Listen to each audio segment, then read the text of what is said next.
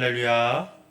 오늘 출애굽기 3장의 말씀을 가지고 떨기나무에 임재하신 하나님이라는 제목으로 함께 말씀을 나누고자 합니다. 출애굽기 말씀을 함께 나누며 은혜를 경험하고 있습니다. 구원의 하나님, 출애굽기를 통해서 애굽에서 이스라엘을 구원해 내신 하나님, 또한 우리의 삶을 온전한 구원의 길로 인도하시는 하나님을 경험하는 그런 시간이 되기를 바랍니다. 출애굽기 말씀을 준비하면서 느끼는 것은 인류를 구원하는 하나님의 방법은 우리 인간의 방법과는 많이 다르다는 것입니다.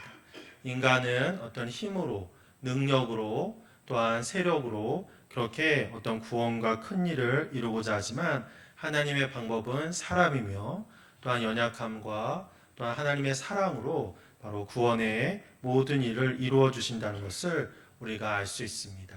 그래서 하나님의 방법과 인간의 방법은 참 다르고 이 다름 때문에 우리 인간들이 때로는 오해하고 하나님의 함께 하심을 경험하지 못하는 것도 사실임을 깨닫게 됩니다.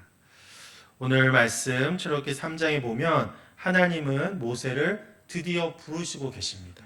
그동안 모세를 연단시키시고 모세가 이집트 왕궁에서 또한 이 미디안 광야에서 그렇게 40년 이상 양을 치면서 연단하고 바로 그러한 후에 이 모세를 하나님께서 드디어 부르셔서 놀라운 하나님의 구원의 도구로 사용하여 주심을 볼 수 있는 것입니다. 모세는 이미 애굽에서의 화려한 그 왕궁의 생활도 잃어버렸습니다. 그리고 매일 양을 치면서 광야에서 이제는 내가 이렇게 이곳에서 생을 마감하구나라고 그렇게 생각했을지도 모릅니다. 하지만 그럼에도 불구하고 하나님께서는 이렇게 모든 것을 내려놓고 나가는 모세를 연약하고 연약한 모세를 다시 사명의 자리로 부르고 계심을 볼 수 있는 것입니다. 어쩌면 희망도 목적도 잃은 인생, 모든 것이 잘 되지 않고 어려움에 빠진 인생, 하지만 하나님께서는 바로 그러한 인생을 들어서 하나님의 놀랍고 위대한 일에 사용하여 주고 계심을 우리가 믿음으로 고백해야 할 것입니다. 오히려 교만한 인간은 하나님께서 사용하지 아니하시고 그러한 인간은 때로는 하나님의 영광을 가리기 때문에 하나님은 연약한 자를 쓰셔서 하나님의 크신 일을 하심을 우리가 바라볼 수 있어야 할 것입니다. 모세는 양을 치던 광야에 한 떨기나무를 바라봅니다. 그런데 그 떨기나무에 불꽃이 있는데 그 나무가 사라지지 않는다는 거죠. 떨기나무에 불꽃이 붙었다고 하면 떨기나무는 아주 작은 나무이기 때문에 금방 그 나무가 타버릴 수밖에 없는 거죠. 그런데 불꽃은 분명히 타고 있는데 그 떨기나무가 타지 않는 것입니다. 사그라지지 않고 소멸되지 않는 거죠. 그대로 나무가 있는 것을 보고 바로 모세는 놀라게 되는 거죠. 떨기나무는 히브리어로 스네라는 그러한 단어를 사용합니다. 이 스네는 작은 관목류의 가시덤불입니다. 아카시아 나무처럼 가지가 서로 얽혀 있는 그러한 모습을 가지고 있는데요.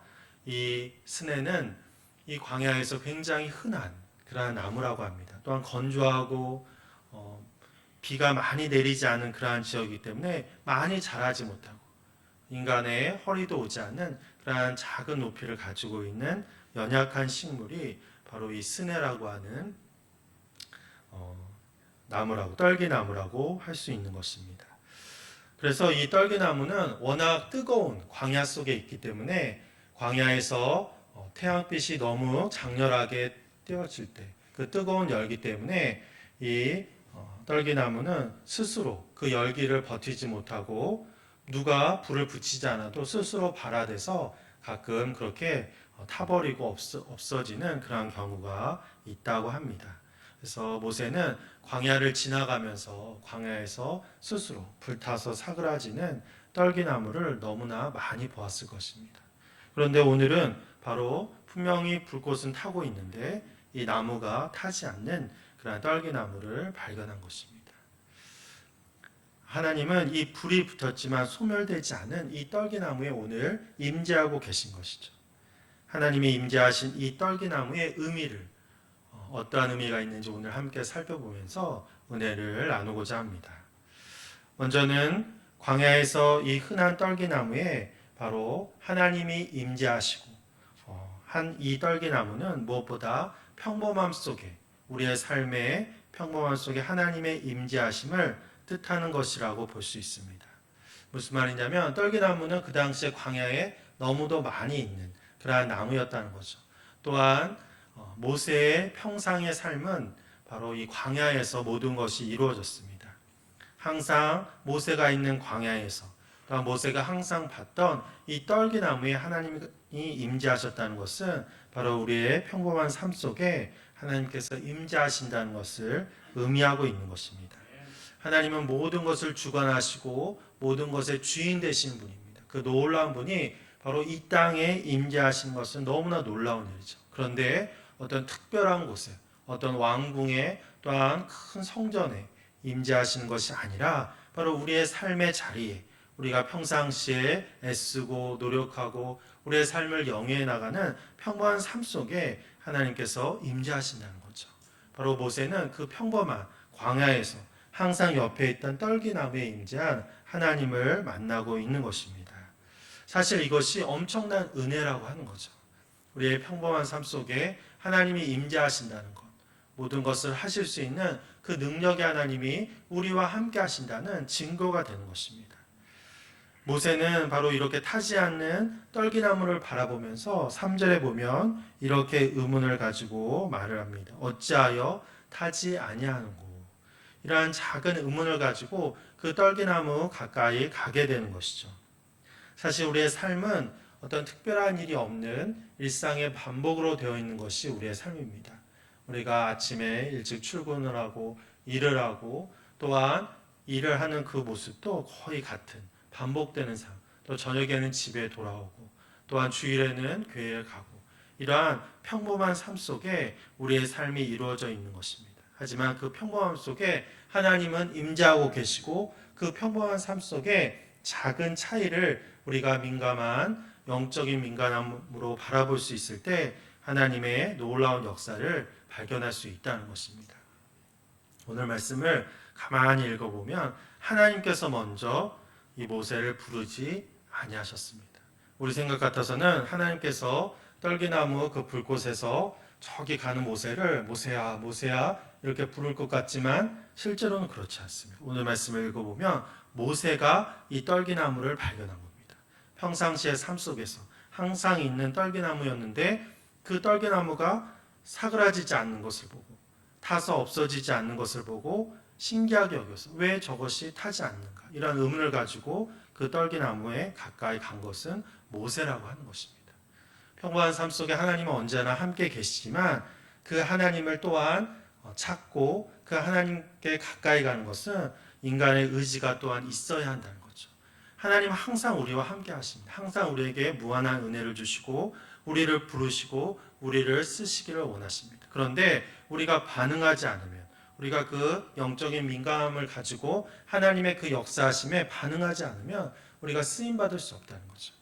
이 순간에도 만약에 모세가 그 떨기나무에 불꽃이 있어서 그 떨기나무가 사그라지는 것을 그냥 지나쳤다고 한다면 그건 아주 특별한 것이고 신기한 것인데 그것을 신기하게 느끼지 않고 그냥 갔다고 한다면 모세는 어쩌면 하나님의 부르심이 조금 더 지연될 수도 있었을 것입니다. 우리의 삶의 여정 가운데 바로 하나님은 반드시 우리를 부르시는 그러한 특별한 날이 있다고 하는 것입니다. 그런데 그것이 어떤 굉장히 특별한 일로 있는 것이 아니라 우리의 평범한 삶 속에 작은 그 차이로 우리에게 찾아오신다는 거죠. 그래서 우리가 영적 민감함을 가지고 우리의 삶도 그렇게 살펴봐야 되고 또한 우리 주변의 자녀들의 또한 우리 이웃의 사랑하는 사람의 그러한 작은 변화 속에서 임재하시는 하나님을 찾을 수 있어야 한다는 것입니다. 그래서 영적인 민감함이 있을 때 우리는 하나님의 음성을 들을 수 있고 하나님을 만날 수 있고 나를 써주시는 하나님 앞에 반응하며 나갈 수 있는 것입니다. 이 떨기나무에 하나님이 임재하심은 바로 이러한 놀라운 그러한 역사하심을 우리에게 보여주는 것입니다. 평범함 속에서 하지만 임재하시는 하나님을 만나는 그런 영적 민감함을 가지시는 우리 성도님들이 되시기를 간절히 축원합니다. 두 번째로 이 떨기나무는 바로 삶의 고단한 현실을 이야기합니다. 우리의 고단한 삶을 이야기한다는 거죠.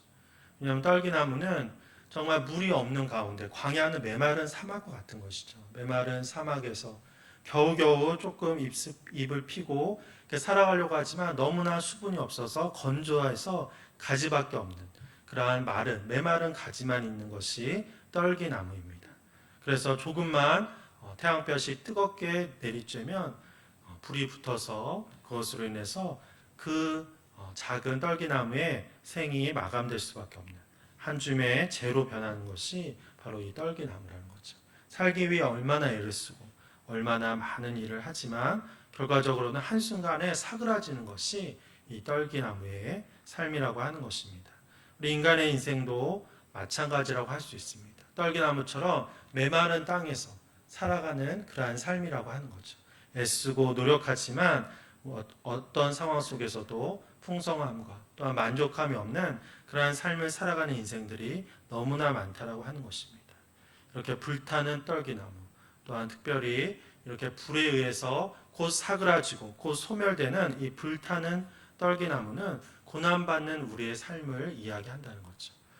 어떻게든 살아보려고 어떻게든 주님의 귀한 일을 감당하고자 애쓰며 나가지만 작은 불씨로 인해서 또한 스스로 발화되어서 사그라지는 이 떨기나무는 고난받는 우리의 삶을 이야기하는 것입니다. 그래서 그 시간이 조금만 지나면 그냥 없어지는 우리의 인생을 이야기한다는 거죠. 하지만 하나님께서는 이러한 고난받는 우리의 삶 속에 임재하시는 분이라는 것입니다. 떨기나무의 그 불꽃 속에 하나님은 임재하고 계십니다. 모세를 부르시고 계시고 이스라엘 백성을 구원하고자 하는 놀라운 역사가 바로 하나님의 이 떨기나무의 임재 속에서 되어지고 시작되고 진행되고 있다라고 하는 것입니다. 하나님의 뜻이라는 책을 쓴 제럴드 시처는 30대의 평범한 그러한 목회자였습니다. 4명의 자녀를 두고 있었고 평범하지만 성실하게 주님의 일을 감당하며 하나님의 뜻이 어디 있을까 내 삶 속에서 역사하시는 하나님을 늘 경험하며 나가는 그러한 목회자였습니다. 그런데 불행히도 하루는 온 가족이 또 어머니까지 모시고 그렇게 큰 밴을 타고 길을 가고 있었는데 반대편에서 음주 운전자가 몰고 온 차에 의해서 큰 교통사고가 나게 됩니다. 그래서 7명의 식구 중에 3명이 그 자리에서 죽는 그런 고난을 당하게 되는 거죠. 사랑하는 아내와 작은 딸, 어머니까지 가족 3명이 그 자리에서 죽게 됩니다. 이 시처는 이제 자기와 3명의 자녀, 딸 1명과 아들 2명을 홀로 된 몸으로 양육해야 되는 그런 상황에 맞닥뜨리게 되는 거죠. 시처는 하늘이 무너지는 것 같았습니다. 너무나 행복한 삶이었고 너무나 감사한 삶이었고 조금도 부족함이 없는 삶이었는데 이런 큰 고난 속에서 시처는 무너졌죠. 목회고 모든 것을 다 포기하고 싶었습니다. 오랫동안 아무것도 하지 못하고 있는 그런 시처에게 하나님의 음성 또 하나님의 그 마음을 깨닫게 되는 거죠. 하나님의 뜻을 물으면서 언제나 나갔지만 정말 하나님을 만나지 못하는 자기를 봤다라고 하는 것입니다. 그래서 무너진 상황 속에 고난 속에 하나님의 음성을 듣고 내가 생각하는 그러한 평탄한 삶이 꼭 모든 것이 하나님의 뜻이 아니라 바로 이 고난 속에서 하나님을 만나게 되는 것이 또한 하나님의 뜻임을 그가 깨닫게 되었다라고 하는 거죠. 그래서 고난 속에서 더 아픔 속에서 더 깊이 만나주시는 하나님을 경험하고 시처는 하나님의 뜻이라는 책뿐만 아니라 많은 그러한 글을 남겨서 많은 사람들에게 고난 속에 함께 하시는 하나님을 경험할 수 있도록 인도하는 그런 사람이 되었습니다. 하나님 우리의 고난을 모른 채 하지 아니하십니다. 불타는 떨기나무, 고난의 현실 속에 임재하시는 분이 하나님이라는 거죠. 하나님은 바로 이 침묵 속에서 때로는 우리가 볼 때는 하나님은 아무것도 하지 않는다라고 생각되어지지만 그 고난 속에 하나님은 우리와 동행하시고 우리와 함께 하시는 분이라는 것을 우리는 잊지 말아야 하는 것입니다. 우리에게 너무나 고통스러운 시간이지만 이 제럴드 시처와 같이 더 하나님을 깊이 만날 수 있는 그래서 진정으로 하나님의 뜻을 깨달을 수 있는 그러한 시간이라는 것을 우리는 기억해야 하는 것입니다. 모세를 소명의 자리로 부르는 하나님은 7절에서도 바로 이 사실을 말씀하고 계십니다. 고난 속에서 함께 하시는 하나님의 자신의 모습을 말씀하고 있는 거죠. 오늘 3장 7절 말씀을 우리가 함께 봉독합니다. 시작. 여호와께서 이르시되 내가 애굽에 있는 내 백성의 고통을 분명히 보고 그들이 그들의 감독자로 말미암아 부르심을 듣고 그 근심을 알고. 하나님께서는 이스라엘 백성의 부르심을 보았다. 그들의 그 아픔과 고통을 먼저 눈으로 보았다라고 그렇게 말씀합니다. 그들의 삶을 보았다는 거죠. 그들이 아파하는 것을 무시하지 아니하시고 또 못 본 채 하지 아니하시고 분명히 그것을 보고 그 삶의 어려움과 아픔을 하나님께서는 함께 경험하시면서 아신다라고 그렇게 말씀하고 있는 것입니다. 그래서 하나님은 그들의 삶을 통해서 정말 하나님의 뜻이 드러나기를 원하셨고 하나님의 침묵을 통해서 하나님의 구원하심이 진행되고 있다는 것을 그들이 깨닫도록 인도하신 것입니다. 그래서 우리가 생각하는 하나님의 구원의 날과 바로 우리의 구원의 날이 다르다고 해서 우리는 낙심해서는 안 됩니다. 하나님의 구원의 역사는 지금도 진행되고 있다는 것을 우리는 믿음으로 고백할 수 있어야 한다는 거죠. 하나님 우리를 구원하기 원하시고 그 구원의 역사는 바로 지금 우리를 통해서 이루어지고 있다는 것을 우리는 조금도 의심해서는 안 될 것입니다. 또한 불에 타지 않는 떨기나무는 하나님의 지켜주심을 의미합니다. 떨기나무는 불이 붙으면 그것이 타버릴 수밖에 없는 거죠. 금방 없어질 수밖에 없습니다. 그런데 지금 이 떨기나무는 없어지지 않습니다. 타버리지 않습니다. 멸망되지 않는다는 거죠. 그것은 바로 하나님의 지켜주심을 의미하는 것입니다. 자연현상이라고 하면 금방 없어지겠지만 하나님이 임재하고 계시고 하나님이 지켜주시기 때문에 이 떨기나무가 사그라지지 않는다는 거죠. 이것은 굉장한 하나님의 은혜를 말씀하고 있는 것입니다. 시편 121편 5절에서도 말씀합니다. 여호와는 너를 지키시는 이시라.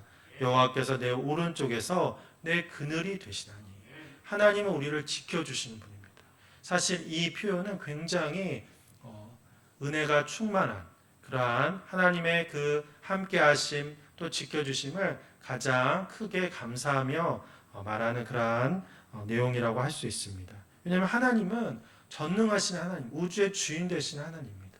우리 한 사람, 우리 한 영혼을 지켜주시지 않아도 하나님은 충분히 찬양받으실 만하고 선하신 하나님, 신실하신 하나님으로 영광 받으시기에 부족함이 없습니다. 그런데 그 하나님은 그렇게 인간의 영광만 받으시고 찬양만 받으시는 분이 아니라 바로 우리의 오른편에서 우리의 그늘이 되시며 가장 가까이에서 우리를 지켜주시는 분이라는 거죠. 나 하나를, 나 한 생명을 지켜주시는 분입니다. 우리가 자녀들을 양육해 보았지만 이 사람을 지킨다는 건 쉬운 것이 아닙니다. 우리 어린 아기를 돌보는 게 얼마나 힘듭니까?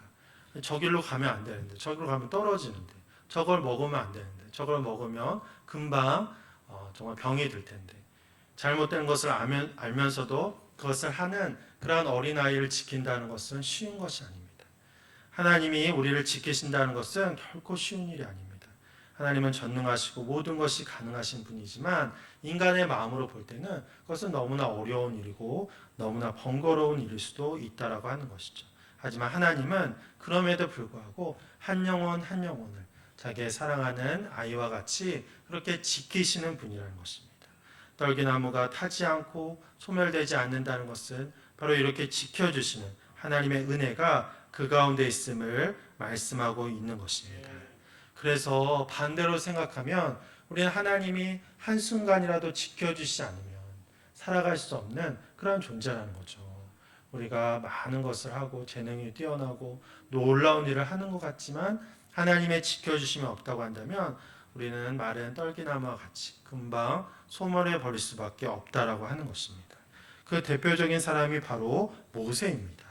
모세는 히브리인들을 구원하기 위해 하나님이 선택하신 하나님의 도구입니다. 그런데 하나님의 지켜주심이 없다고 한다면 그 모세는 이러한 일을 전혀 할 수 없다는 거죠. 모세에게 하나님께서는 이제 가라라고 그렇게 말씀하십니다. 그렇게 구절에서 이제는 너가 이스라엘 백성을 구원하기 위한 나의 도구로서 바로 바로왕 앞에 가라. 이스라엘 백성들에게 가라라고 그렇게 말씀하십니다. 그런데 모세는 바로 자기가 불꽃 속에 있는 떨기나무 같다는 것을 너무나 잘 알고 있었습니다. 그래서 뭐라고 이야기하냐면 제가 누구이기에 저를 보내십니까? 라고 그렇게 말하고 있는 거죠. 저는 별 볼 일 없는 사람입니다.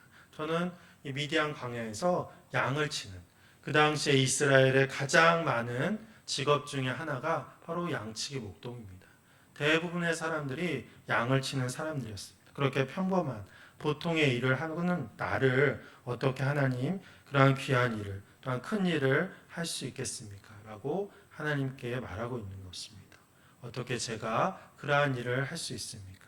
그런데 그러한 이 모세에게 하나님은 바로 하나님의 지켜주심을 말씀하고 있는 거죠. 12절에 보면 내가 반드시 너와 함께 있으리라 라고 말씀하고 있는 것입니다. 하나님의 동행하심, 하나님의 함께하심, 하나님은 결코 모세를 홀로 보내는 것이 아니라 내가 너와 함께 하겠다. 내가 너를 지켜주고 너의 모든 일들을 바로 하나님께서 행하시고 함께 하시겠다라고 말씀하고 있는 것입니다. 바로 하나님의 지켜주심이 놀라운 역사라고 하는 거죠. 하나님의 함께하심이 우리가 모든 일을 할 수 있는 근원이라는 것을 의심하지 말아야 하는 것입니다. 우리는 삶의 순간순간 두려워하고 불안해하는 떨기나무와 같은 그런 인생입니다. 작은 환난과 시험 가운데서도 이 시험에 넘어가서 때로는 불에 소멸되어지는 그러한 덧없는 인생을 살아가는 우리들이라고 이야기할 수 있습니다. 그런데 그러한 우리들에게 하나님은 임재하셨습니다. 주님께서 임재하셔서 주님의 귀한 도구로 사용하고 계신다는 거죠. 바로 모세를 부르셨던 그 하나님의 은혜가 우리와 함께하기를 간절히 축원합니다. 주님이 우리를 부르시고 우리를 사용하시기에 더 이상 왜 저를 보내십니까? 저 같은 존재가 어떻게 주님의 일을 할 수 있습니까? 라고 묻는 것이 아니라 주여 제가 여기 있사오니 저를 보내소서라고 하는 그러한 고백을 할 수 있는 우리들이 되어야 할 것입니다. 떨기나무와 같은 인생이지만 하나님의 함께하심을 통하여 구원의 역사에 귀하게 쓰임받는 모든 성도님들이 되시기를 간절히 축원합니다.